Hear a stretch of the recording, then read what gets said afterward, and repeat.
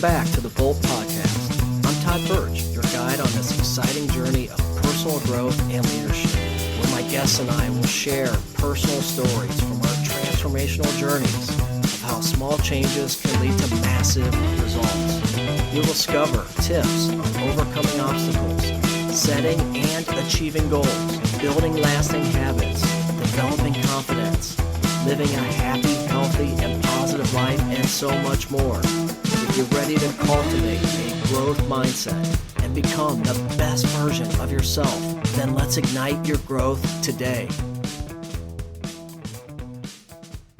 I'm thrilled to welcome today's guest, Marc Majers, to the show. With over 25 years of experience, Marc has made a significant impact as a user experience leader, having held key positions at major Fortune 500 companies like Hyland and Progressive, where he currently serves as the head of user research. Marc's devotion to education shines through in his roles as a web design instructor at Cuyahoga Community College, University of Akron, and Kent State University. He also contributes to the community as a mentor with UXPA International. Beyond his professional achievements, Marc is also an accomplished author, having penned notable works such as Make Your Customers Dance, The Key to User Experience is Knowing Your Audience, and Don't Fear the Forward, The Secret to Building Successful Websites. Outside of his work, Marc enjoys spending quality time with his family and pursuing his passion for music. He's recorded 5 albums, co-hosts a music podcast called Tunesmate, and has been DJing special events for over 30 years. Listeners, this is going to be an amazing episode. Please enjoy my conversation with Marc Majers. Marc, it is so good to see you, my friend. Welcome to the Bolt Podcast. Glad to be here. Thank you, Todd. Man, that is quite a bio. I am always amazed by how much you've accomplished in your career, and in so many different areas. And there's a theme, that's stood out to me that I wanted to dig into, and that's a lifelong commitment to leading, learning, and mentoring. Those are commitments that are really near and dear to me, and I just love to dig into those. So your journey in UX has spanned over 25 years. How has your leadership style evolved over time? Yeah, that's a good question. Hey, once again, Todd, thanks for having me here on the podcast. What's interesting is a lot of what I've been raised on, and if you think about this, it comes from your core when you start.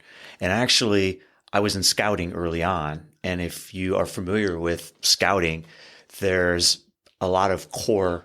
There's a scout law, Scout is trustworthy, loyal, helpful. You can go down the list. Right. Then you also think about the Scout motto. But I think that's what started it all, was that I started leading there. And when you're a youth, you get the opportunity to be the senior patrol leader, and then you get a chance to lead an outing. And when you're out in the wilderness, it's you and the wilderness. Mm-hmm. So you really have to understand and be prepared for what you have to encounter out there. So I think that was the beginning of it. But then as it evolved, it led into a lot of mistakes. You think about the things you've done and you go, I'm not going to do that next time. Or you see a mistake that someone else had made and you go, why did they do that? And there's a lot of ways to learn. And I know we're going to get into this, but for me, it's just been a constant figuring out how to become better. And I think it came from just that early scouting connection, because you're earning merit badges, you're learning about new things, you're learning how to interact with people, you're trying to figure out how you can be part of a team. And also you have to learn yourself how to improve. So I think there's a lot of connection there. Yeah, absolutely. Now, did you end up being an Eagle Scout? I did. Okay. Yeah. And that's a whole other story I can probably get into. But that was also a challenge because the Eagle Scout at that time, and they've evolved the requirements over the years, but you had to not only get merit badges and then be in their amount of time with requirements, but then you also had to do a service project. So if you think about that, if you start thinking about service of projects and Right. how that gets ingrained in you, you are helping others without expecting anything in return, which when you're young and you think about that, that doesn't make a lot of sense. You're like, well, wait a minute. No, I'm working. I should be earning some money to pay for something.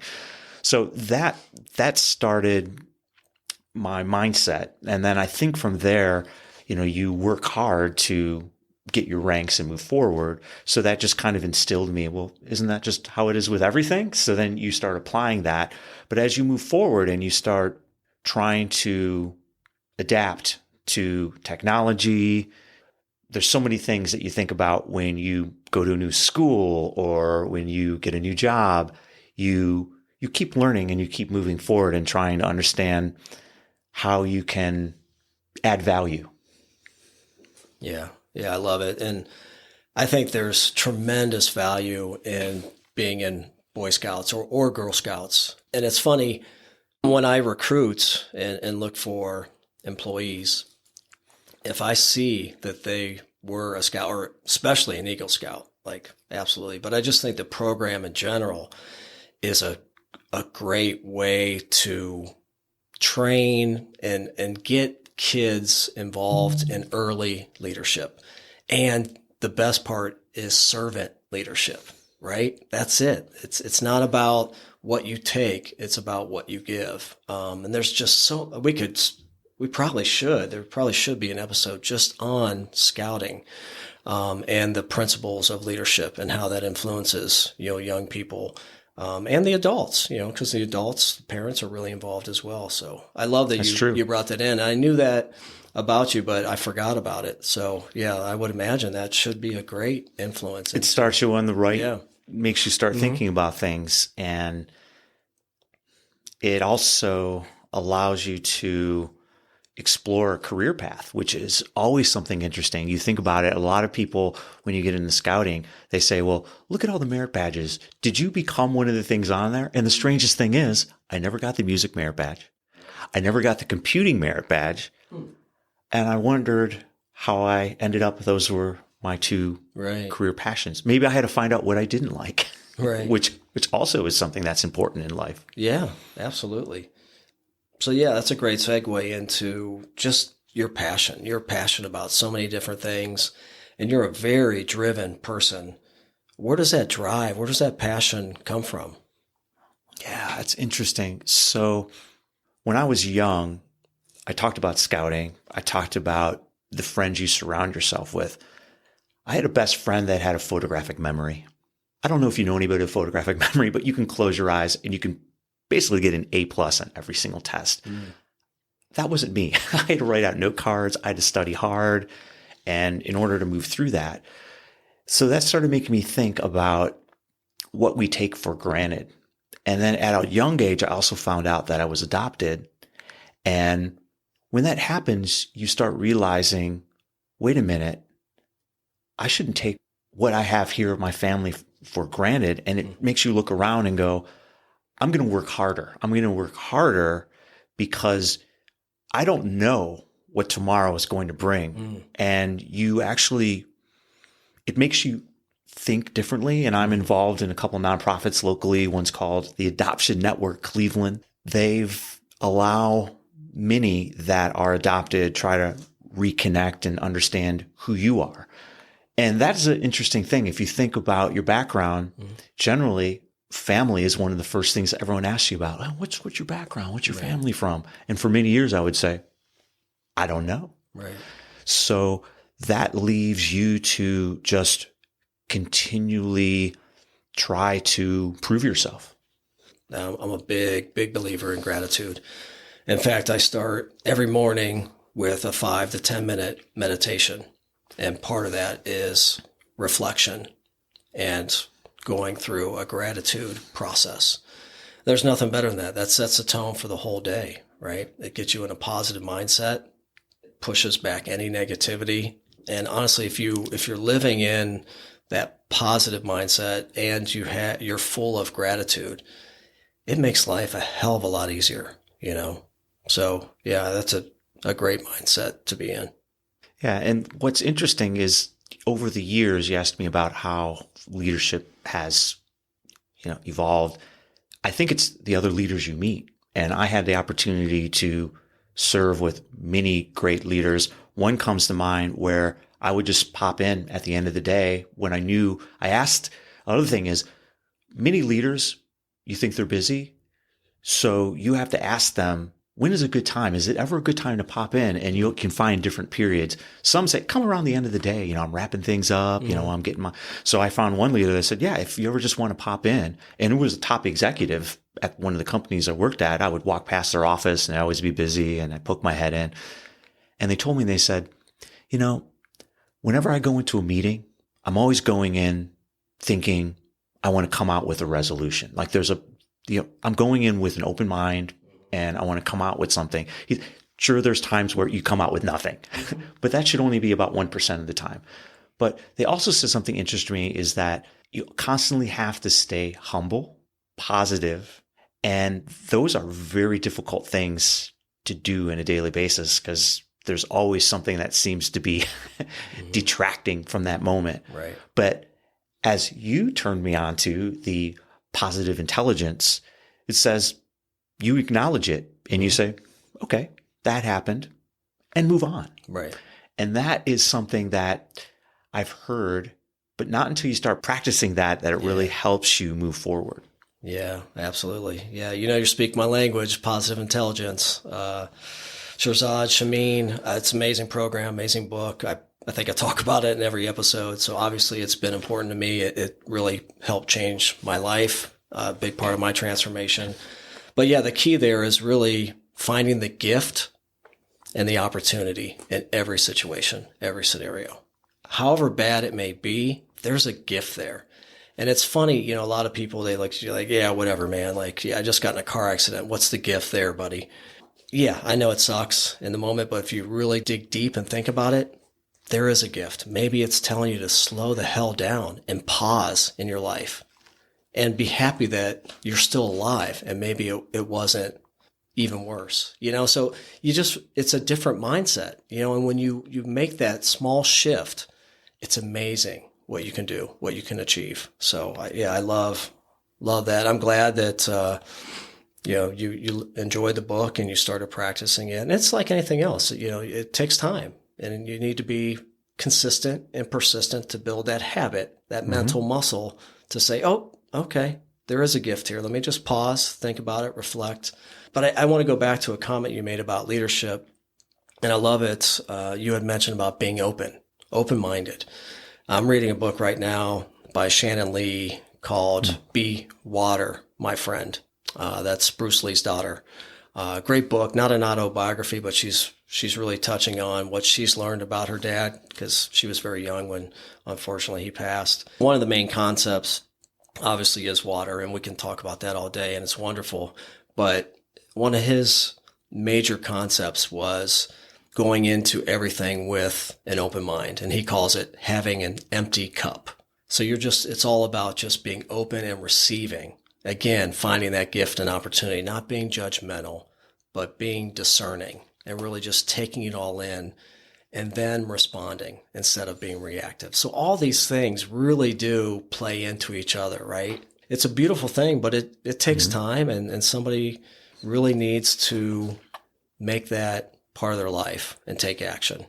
Yeah, and something you just said struck me because what's interesting is, and I know we've talked about this in the past, but it's about you're being open, but you're being open to new ideas.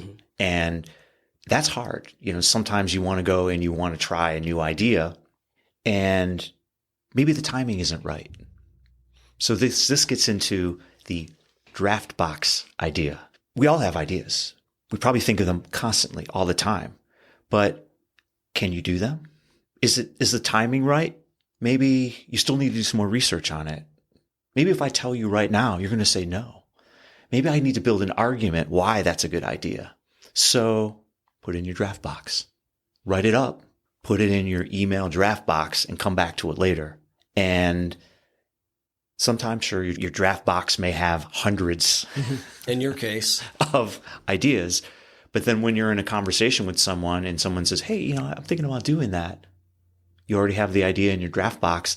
And within about 10 minutes, when they get back to their desk or whatever they're going, all of a sudden they have something. Hey, I'm just following up. You were talking about this, but have you thought about, and they're like, how did they do that? Because I already thought about it probably a year ago, or maybe it was yesterday.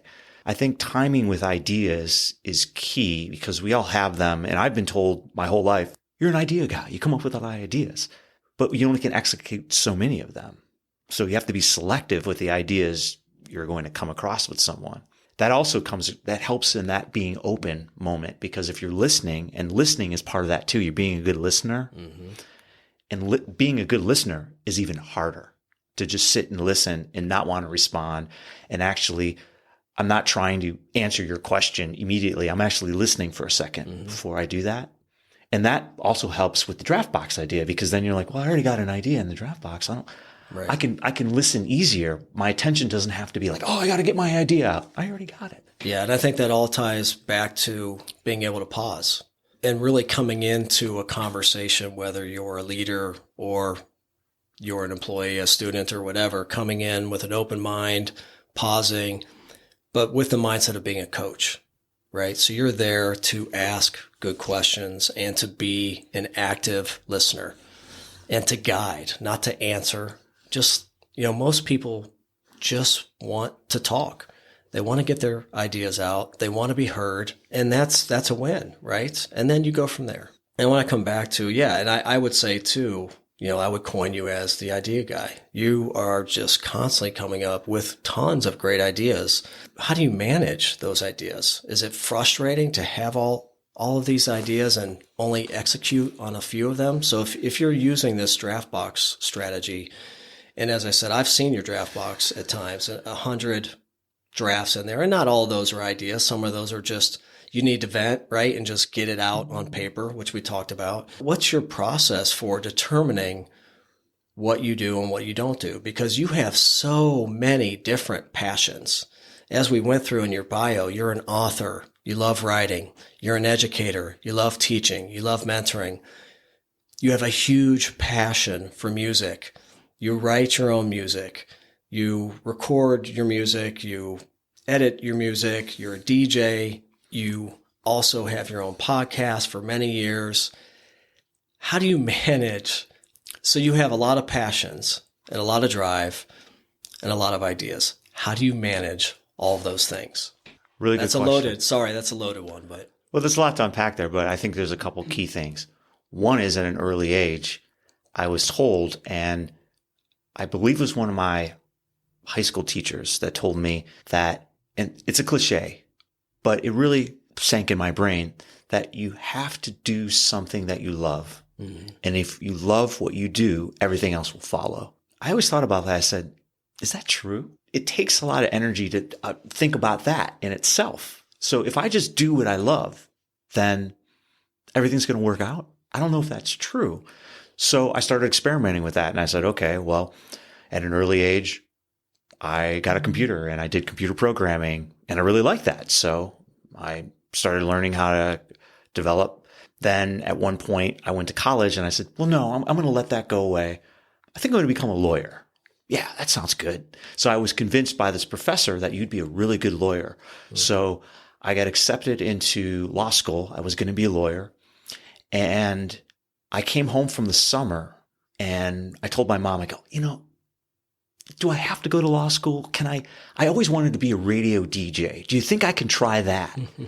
And my mom was so angry with me. She said, after all that, you're going to go be a radio DJ? She's like, fine, take the summer off, go be a radio DJ. So in college, I worked at this AM station. So I just put together this demo tape, they would call it, quote unquote, demo tape. And I sent it off to some local Cleveland stations. And I remember I was 2 months went by, I got nothing. And I was walking to the Cleveland Marshall Law School and I was like, okay, I'm just going to no one. And my phone rang and it was this radio station that said, we'll give you a shot. Why don't you come on down? And I was like, what? From my demo tape. So I went there. And then from there, I ended up getting an internship over at Q104, because I was kind of in the middle of college. And then while I was there, there was an ad that said, no experience necessary, web designer. And I said, well, since I'm here already doing this radio gig, I might as well apply. 2 weeks later, I get a call that says, I want you to come down, show us what you have. So I went into the interview. I didn't hear from this web company for a while. So I called up the one day and I said, do I got the gig? And they said, well, look at your resume. I see you have an Eagle Scout. Why don't you come on down? So I got the radio gig, and then I got this internship at this web company. The next thing you know, started doing the things that I love. Now, it took me many, many years to actually become able to move out of my parents' home with those 2 jobs. But if you think about it, I did what I was told. I did go down the things that I love. And I think that's what drives the idea bank. It's the things that are going in there are the things that I feel as though I can have the highest contribution in and that I really, really am passionate about. And I tell people, it's like, I'm not putting ideas in there how to become the next best plumber. I'm putting in things that are either music, web related, tech related. I mean, they're ideas that are still related to each other. Right. So it's just trying to figure out which one can you, a couple things is one, can you get some that can get done, kind of put them into buckets. Like, can I get this one done within the next couple weeks? Probably. Is this something that it's going to take me longer? Probably years. So you start creating goal lists based upon how much time these things probably will take. And then you have to also set up at the end of the year, what am I going to try to do this year? And we always joke about, what's your mantra this year? And you come up kind of with a mantra. Sometimes it takes me a couple months. Like, it could even be like February and I come up with it, but then I pretty much put everything underneath that mantra. It's kind of like my life mantra for that year. And then everything trickles down from the goals from that mantra. So it's constantly creating lists. It's constantly creating ideas. It's trying to figure out how much time is available, being very strict on your time management. For example, I try to monitor how much time I spend online. And sometimes it may only be an hour a week. How is that possible? Think about how much time you can get sucked into Instagram, TikTok, all these things. I'm not saying I'm not an angel for getting sucked into these things, Right. But you need to set up time limits. Why? So you can get to your list of things you need to do. The other list, because you can instantly get pulled away by distractions. Yeah. Oh, yeah. And that takes discipline. It does. Yeah, everything takes discipline. And time management, absolutely. I'm a big fan.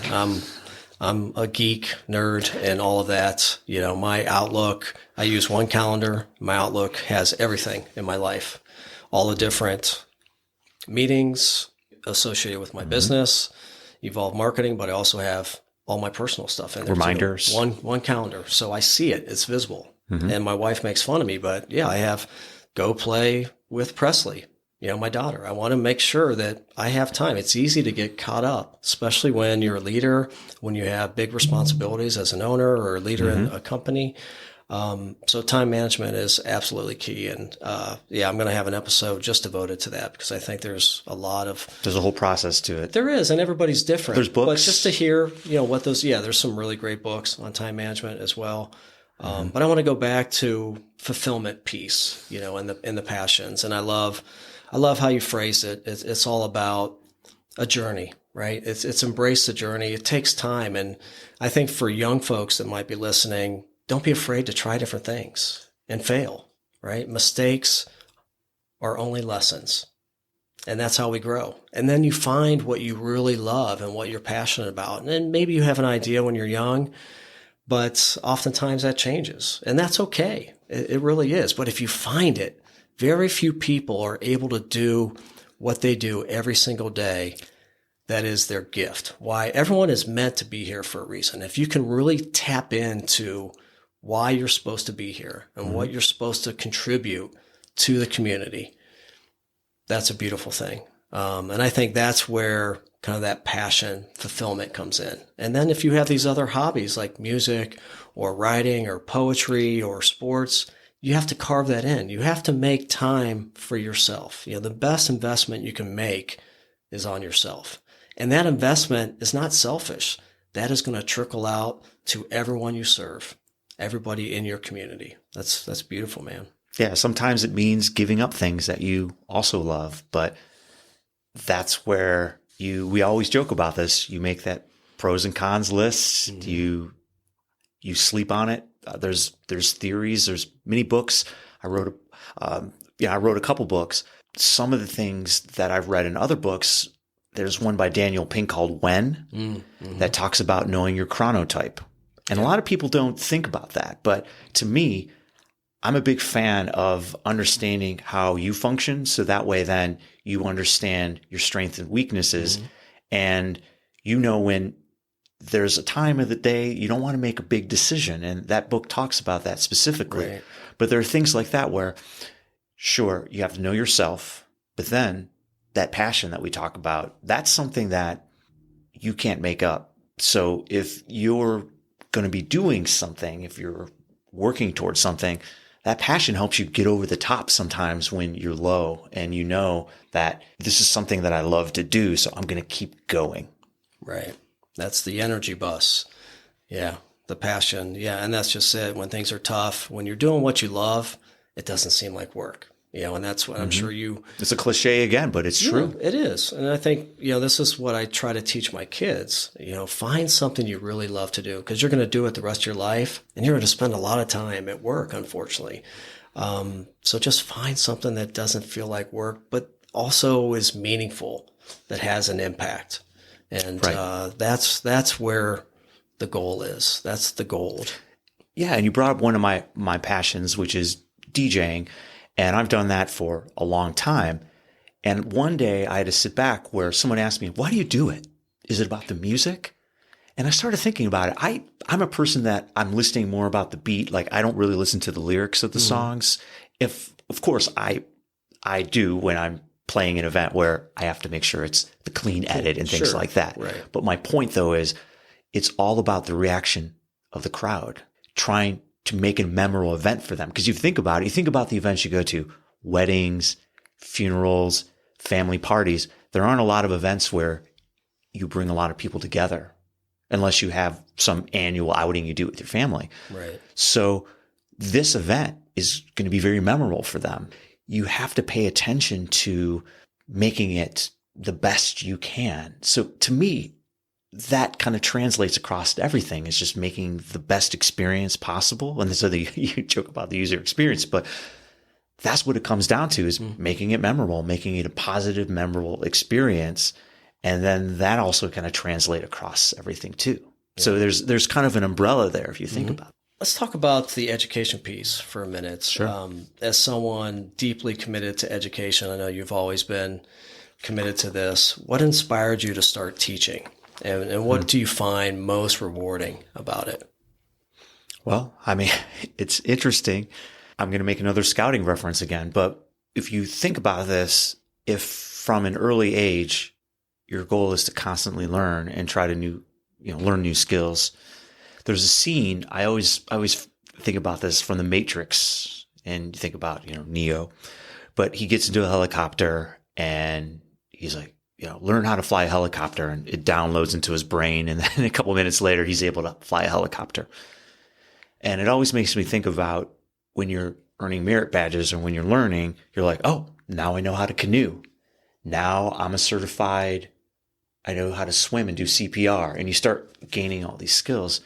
And all of a sudden you feel empowered that you now have this knowledge. And you remember the old knowledge is power, was that Schoolhouse Rocks from back in the day. Schoolhouse Rocks, yeah. I love those. Yeah, it empowers you. So it started me thinking, okay, so I'm learning. And then part of scouting, they call it the EDGE method, whereas you are able to really show someone how it's done, you guide them how to do it, and then you enable them to do it on their own. So you're taught from an early age in scouting to guide someone how to do something themselves. So you're already teaching at an early age already. The thing that I think did it for me was when I was in high school. I was voted in grade school and then early in my high school career as the I guess, class clown. I would be the guy that would be, joking around. Really? And I had his name was Dennis, and I was his lab partner. Is that Dennis the Menace? His name was Dennis Densler. And he turned to me, he's like, so why do you act so silly when actually you seem like you're smart? And all of a sudden the whole world started spinning around me that I was like, am I not applying myself? Because I learned so much in scouting and I always was there. But since I was always kind of had that entertainment bug in me, all of a sudden just something snapped at me that said, I've got to take this more seriously. I've got to, really be able to learn more. So from that moment, I started figuring out that I have to focus better on what I have in front of me. But it wasn't until college. So in college, something happened where I went to Bowling Green and the computer system put me in the honors dorm, even though I wasn't an honor student. And all of a sudden I started absorbing all these honor students' habits. Like, for example, my roommate, Ray, would stay up really late and be constantly typing on his computer, like writing these essays, while I would look around and most of the other dorms had their lights off. But he was determined, I'm going to get my PhD. I'm going to be a professor one day. And so all of a sudden I started saying, I'm going to turn my light on. So then I started typing and working really late, and you start emulating those around you.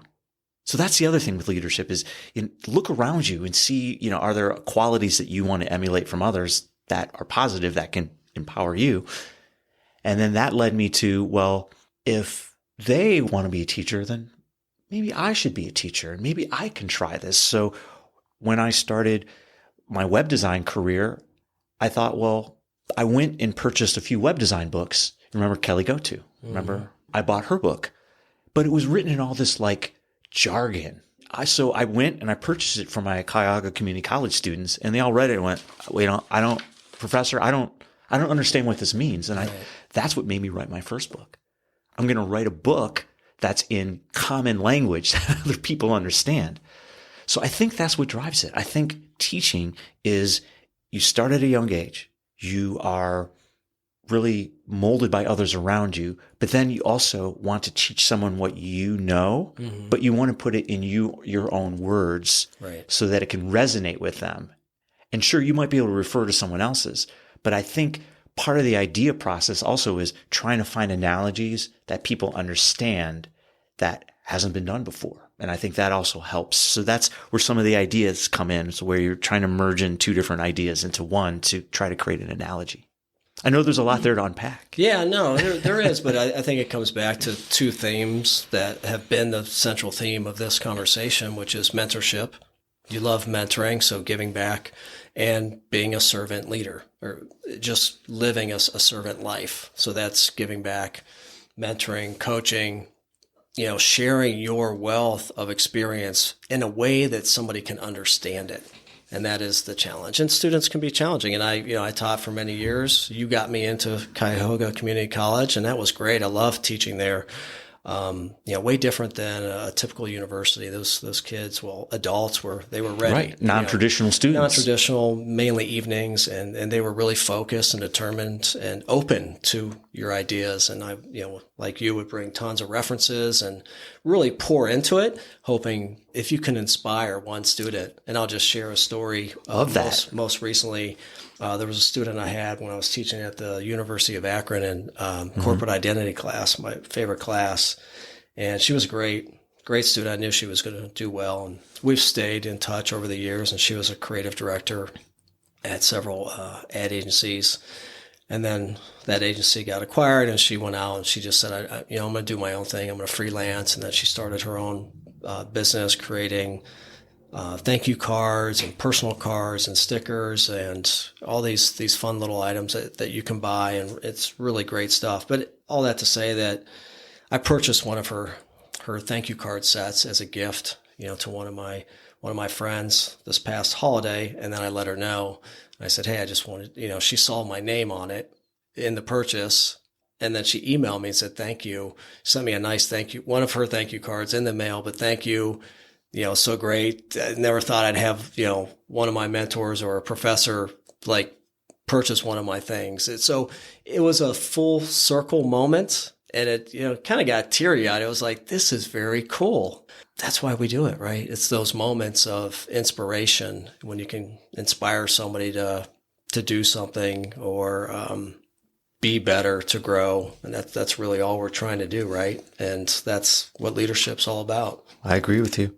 So looking back on your numerous accomplishments, what are you most proud of? I know this is going to be a tough one for you, but if you could pick one, what would that be and why? You kind of think of this thing recently where it's like Taylor Swift eras, where you look back. Right. So I would probably have to look back at pinpoints. I don't know if I can nail it down to one thing in my career. I would say that starting out just randomly answering an ad out of the back and starting as an intern and working there for 90 days at no pay and then get hired on. To me, that was one of the first amazing things, was that I decided not to follow this career path that I thought I was going to do because some professor told me I should try it, and then follow my own passion. And then ends up that, 20 something plus years later, I'm still in the industry. Right. So that's in the radio station. Yeah, that was. Yeah. So I think that moment, you even go back before that, you talk about Eagle Scout. That was a really challenging thing to get. I was the only one in my whole class that got it because our troop had disbanded and I had to find another troop to get it.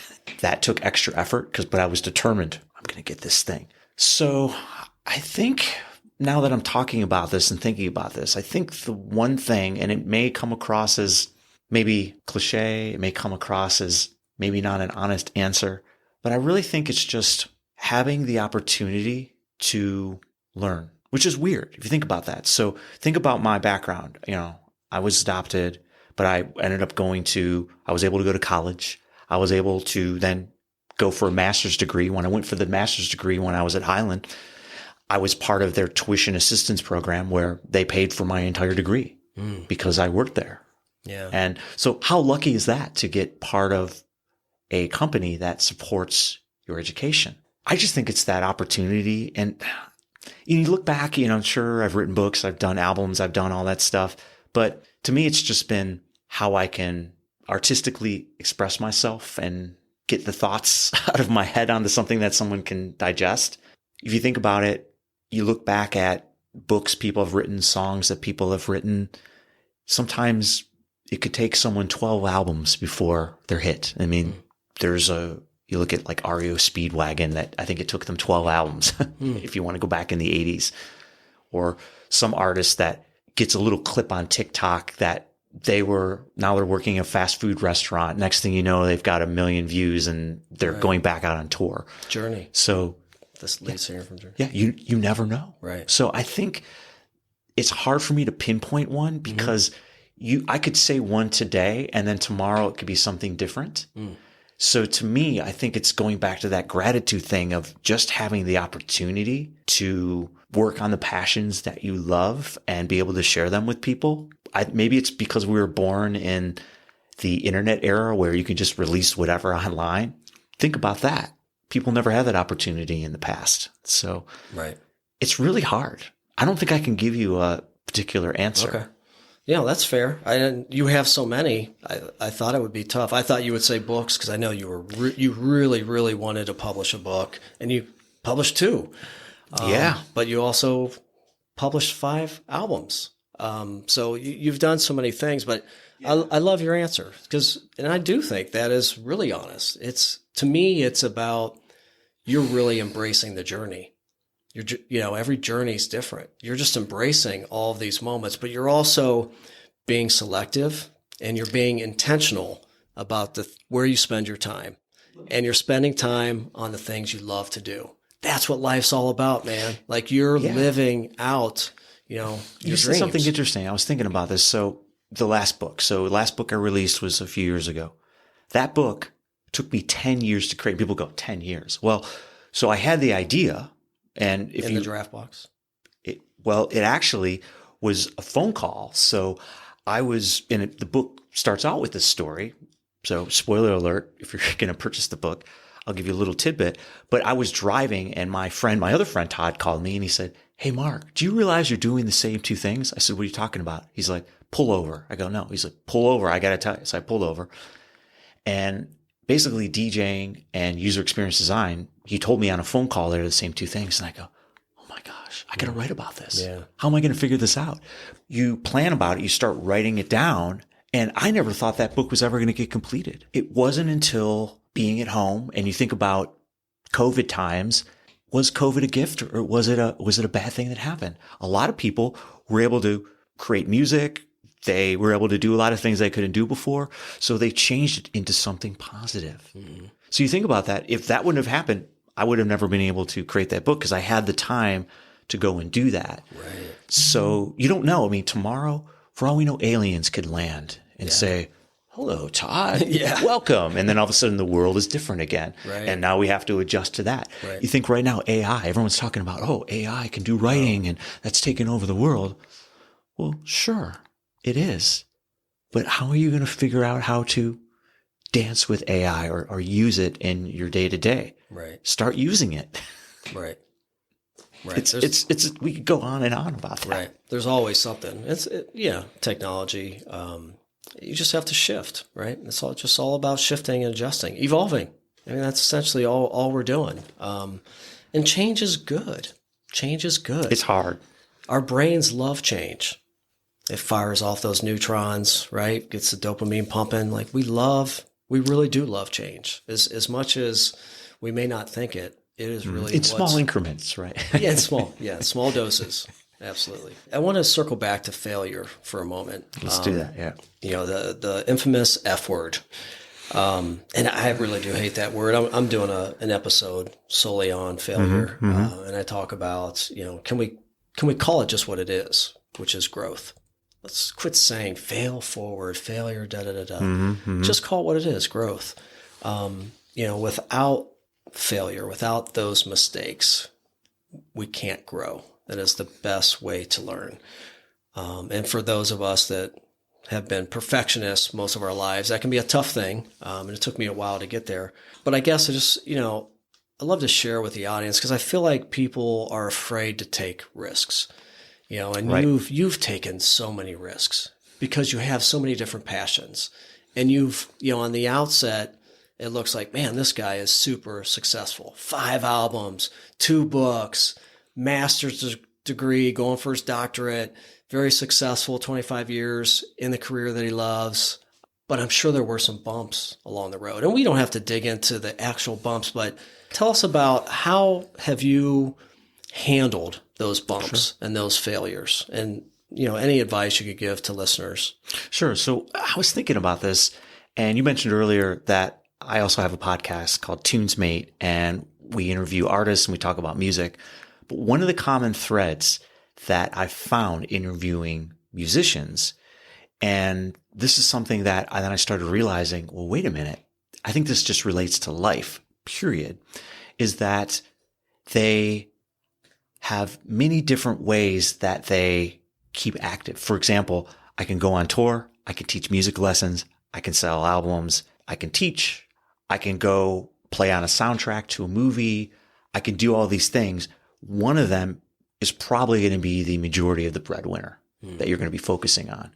But you see, it's still with underneath the music umbrella. So if, for example, right now, music artists aren't making any more money on selling music anymore. That was the thing that was like in the 80s and 90s, probably died around 2000.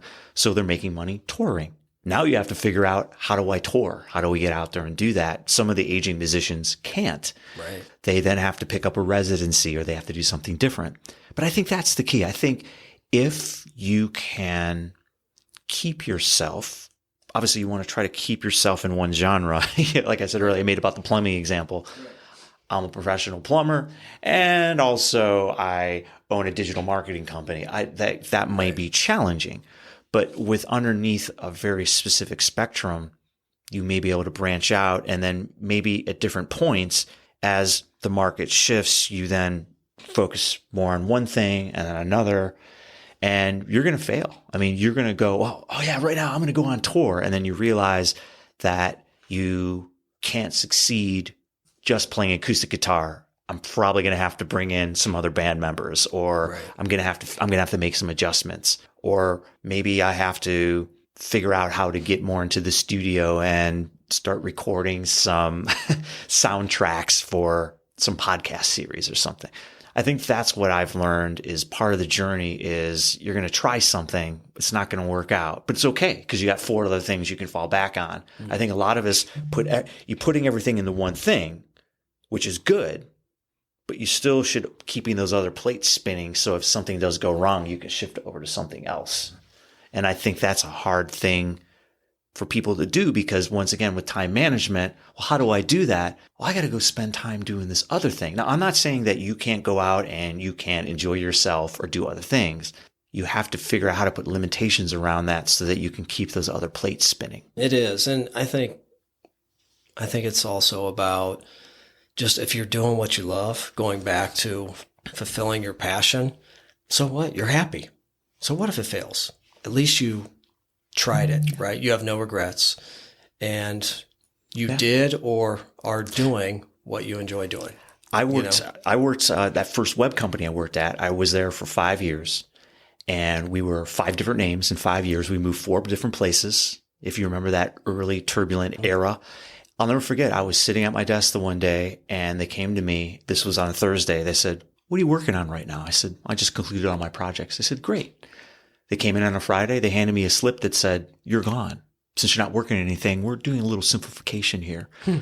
So I walked out the front door with my box, and my manager pulled up in front of me with this convertible that came down. And he said, "By the way, I want to let you know, I got fired too. We're moving across the street. We're forming a new company. You're a director now." So within a moment of calling my mom, thinking like, what just happened? In a matter of moments, now I've got to build a website and have a team and have to do all this stuff. So once again, that living in the moment, it's difficult. But like we said, those are the things that I've learned. Like when that happened to me, I thought I failed. I was here, it's my first job. I guess I'm not valuable. They let me go. Mm. And you really start doubting yourself. And then within 5 minutes, you're like, no, I'm good. You got to be able to rebound quickly, get back on that horse. Don't give up. Don't give up. That's right. And all the different things you've done, all your accomplishments over the years. Is there anybody that's been like a huge mentor to you or a big inspiration? Yeah. Well, that's probably a tough one. There's probably many, but anybody that's a tough one that sticks out. I think it goes back to the beginning. It's, your family, your mom, your dad, they instill in you. They always gave me the freedom to explore. For example, how I started playing piano, one day I went over my aunt's house and they had an old organ down in their basement, one of those old church organs. You flip it on. We had one. And I flipped it on and I started playing, and I looked up on the stairs and there was like 50 of my family members, and they're like, "You could play?" I'm like, "I didn't know. I just made up a song." So within a week, I walk in my house. My mom bought me a piano and put it in the basement and said, "Start learning." Gotcha. Start playing. So you think about it, it's one of those things where if you're supported and you're able to just keep trying to make yourself better, that really leaves. So my parents helped me, and I try to instill that. It's hard because you come away with a lot of examples in your life, but I think a lot of everything I referenced here started early. And I think that resonates. And I think that's why I think it's important not to go on a tangent. But if you think about with mentoring, generally most people are earlier in their careers. Some may be coming in, but that's why it helps at the beginning to give them the roots so they can explore. Mm-hmm. And I think it's important when it's early in that development process. That's why it's so key to be part of it, because you can go many different directions, and you may not be able to rebound as fast because you didn't have a strong beginning. Yeah, I think we've all had mentors in our life and different people that, have inspired us. I did want to share one of mine as well. Please. So this has been about 20 some years ago. You and I were working together, shared a cube. Here I had been at this company for a decent amount of time. I was really in a rut. My marriage was failing. It was not healthy. Career-wise, again, I had done everything. There wasn't a whole lot to do at the company, and I was very proactive in trying to find things. And I don't know, I wasn't in a great place. And here comes this guy walking in, Marc Majers, sits right next to me, shares a cube. And I don't think I've ever told you this, but I had a little bit of imposter syndrome, a little bit of envy, because I'm like, this guy's got it together, man. I was so impressed by you. You were using the latest technology, and, we were web designers. You were taking advantage of CSS, one of the newest technologies at the time. And I don't know, I just felt like you were all about learning and growth. And for me, I was very stagnant and complacent where I was at. I needed a boost. And whether you recognize it or not, you gave me that boost. You were a huge inspiration for me at a time when I really needed it most. And it's funny how the world works, and when people come in and out of your life, right? I am a true believer in everything happens for a reason. It was really cool. And, I'm grateful for you coming into my life at that moment. And then you and I became very close friends. And in fact, you DJ'd my wedding. Now, I don't know if you know this, but you are the only person that has seen me breakdance twice. Because you're the DJ and you play the right tunes and you call me out, so I got to go out. I mean, Nucleus, come on. Nucleus, jam on it. So I guess I just want to say thank you for inspiring me. And you didn't even have to do anything. I was just watching. But what's interesting, and learning. I'm going to throw it back at you. So I probably never told you this either. So when I started, we were, cube to cube, and I knew I was coming in. There was another designer, and I was like, I really need to, step up my game. And, this is because I came from, just a lot of kind of like mom and pop kind of shops and stuff. You inspired me because we ended up going to that web conference together. Oh, yeah. And then on the flight, you came up with your idea for your whole agency. I came up with the first book idea, and so we're going to do this. So to me, I always thought of it was like instant chemistry. It was like, boom, right. let's just do this. We kind of fed off each other. Right. And there were times where, you would go here and I would go there, and we just keep raising it up and raising it up and raising it up. And we're like, okay, let's step away. I think we've inspired each other too much at this point. Yeah, right. But we've pushed each other as well. I think that's another key point of the discussion here that I'm thinking about, is that with mentorship, it's a two-way street. Right. I always tell all of the people I mentor, I'm learning from you just as much as you're learning from me. And it can be from a peer. It can be from a peer. Well, like when I was teaching, remember my first class, I told everybody that this is the one way I know how to use Photoshop, because we were talking about like clipping around an image, and I knew there was another way, like putting a path on there. There's a million different ways to do it. And I said, I'm going to show you, I can do this in 5 minutes quickly. And I imagined there's probably another way. And I had people, I said, let's just try this way. And then I came over to another student that eventually became a creative director down the road too. And they said, well, here's the clipping path. I said, well, that's great. Let's show everybody that. Put their screen on there. And all of a sudden I learned clipping path the same day. I could still do it the original way faster, though, just so you know. But I did learn clipping path. But still, you learn things, being open, learning. Because that's the thing. When you're learning, you're always humble. Think about that. Right. If you constantly are open to learn, you always know that think about the Fosbury flop. I write this diagram down a lot when I go into a room. We just had the Olympics happen. Right. But the Fosbury flop is long hurdle. You jump over.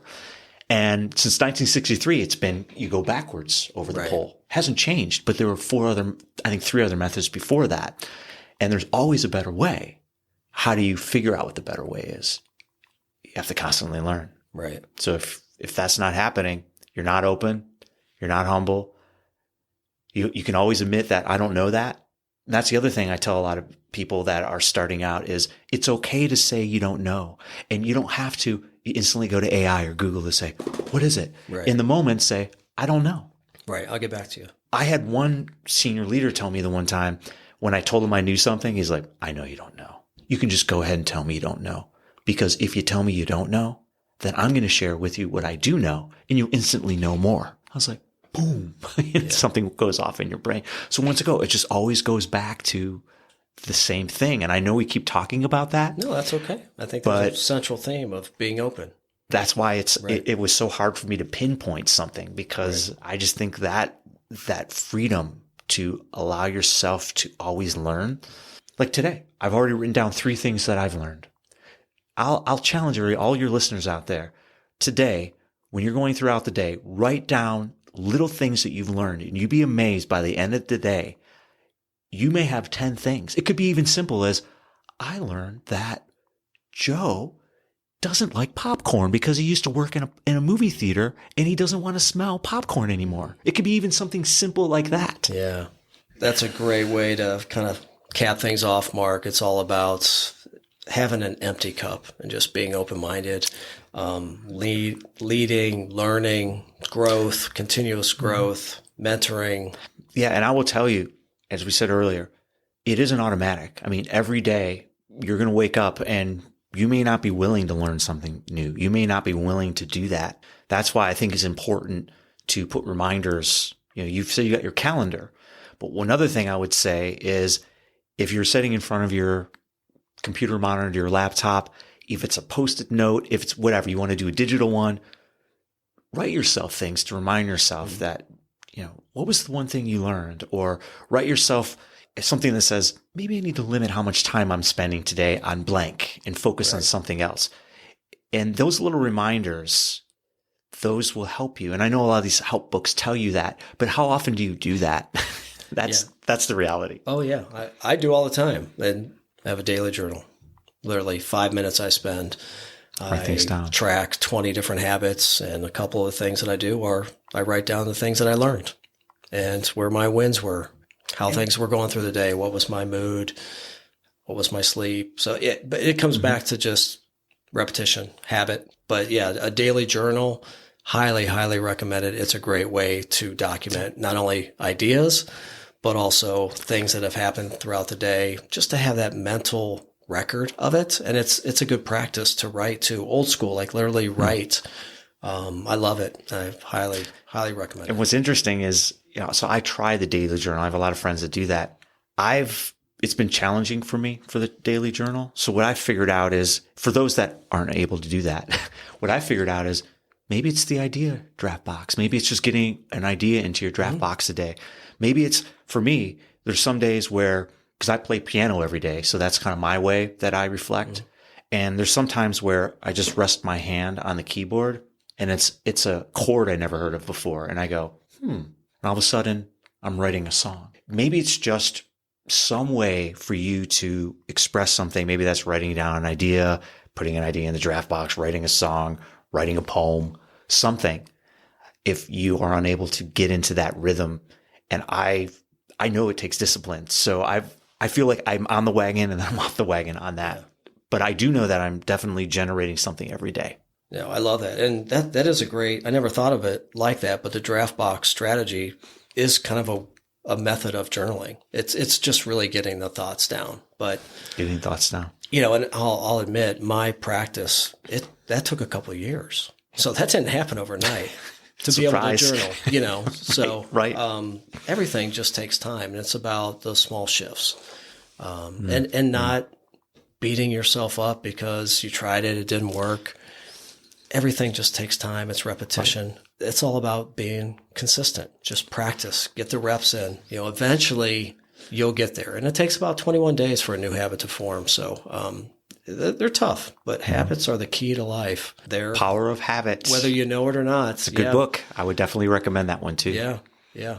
Atomic Habits. That's another one that was built, inspired by that one too. Yeah, I read that one as well. Well, speaking of books, and we're at the end of the show here, What are some of your favorite leadership books, or anything that you would recommend to our listeners? And what are you reading right now?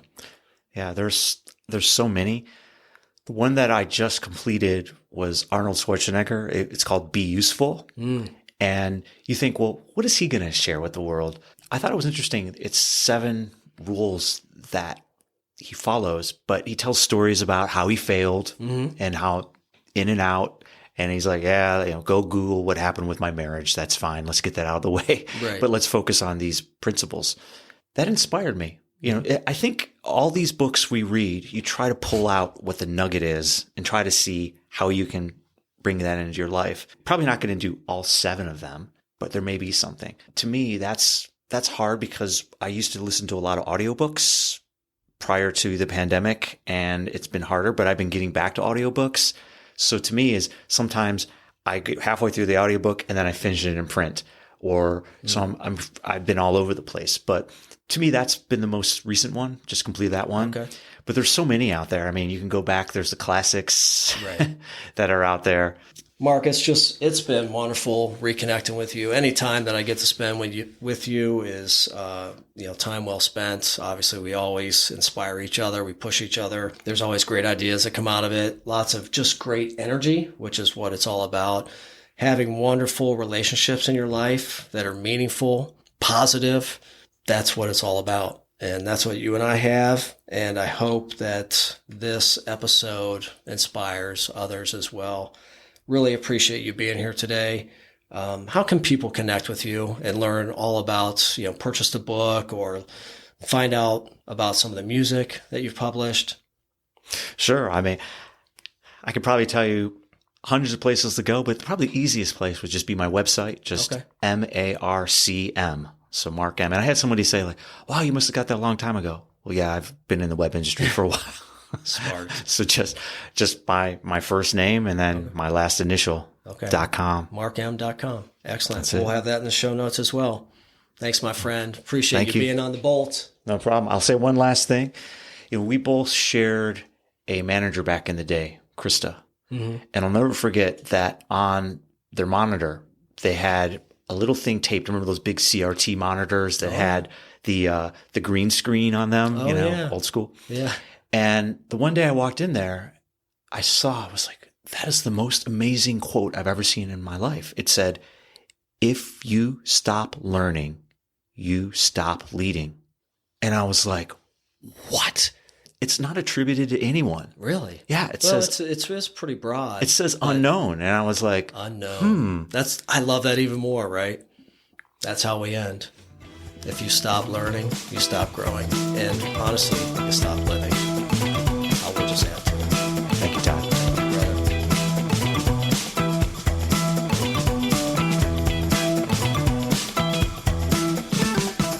Thank you so much for listening to this episode. You are on your way to growth, transformation, and joy. If you find this episode helpful, please like and share with your friends, and by all means, please leave a review. You can also view the show notes and subscribe to the Bolt newsletter at topmerch.com. Remember, real change takes time. Start small and watch the growth.